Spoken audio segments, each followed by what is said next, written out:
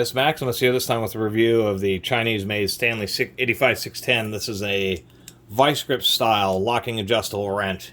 Has a little pivot and a cam, and this little lever which kind of goes through an additional broach or slot that they cut into the back of where the screw goes. A little spring-loaded screw.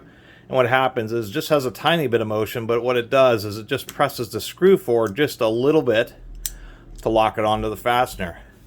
We'll get through I like this style, and I think it's a good idea. It helps reduce the chance of rounding a fastener, or if you're just trying to spin a wrench around, you can lock it onto the fastener and then spin it if you have this free space. So I like the idea of these. I'm going to end up getting a much better pair.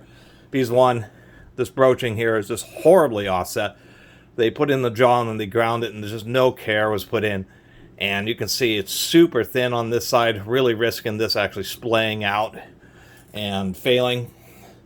Not a buttress thread screw, it's just a standard square thread, just a ton of play. You can see that the tolerance, the center line here versus the center line of this broach, is too far apart, and you can see the screw just barely engages the ends of the teeth, which is not good news for a locking set of these, because that's just asking for trouble. How these work is you just open them up, put them on the adjust it to the fastener,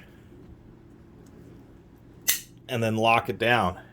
In this case, it's working out for me just because I have all four threads engaging, but if we look, actually not even all four, just three of them are engaging. It's kind of tilting oddly. So these are a low quality version or set of these particular pliers.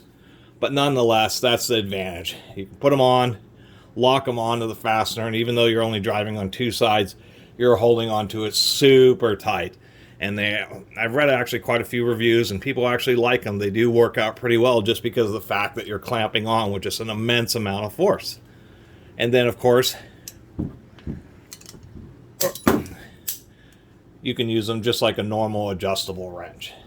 And I should mention, I always forget, I mean, this jaw just has a ton of play in there. If you look at the wobble, fair amount of wobble back there. Get it in the closed position, even more wobble, so not very good tolerances between the machine bottom edge of the jaw, the broach, this machine flat here, but we know that just because it's really a poor quality tool with the Stanley name on it.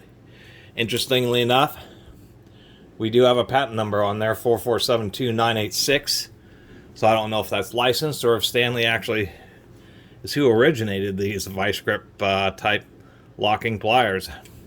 We do have a threaded screw in there, so that technically could be replaced or taken apart. Kind of a small rivet for the pivot, so yeah, and the way the threads don't engage very well. Worry about how long this particular Stanley would last.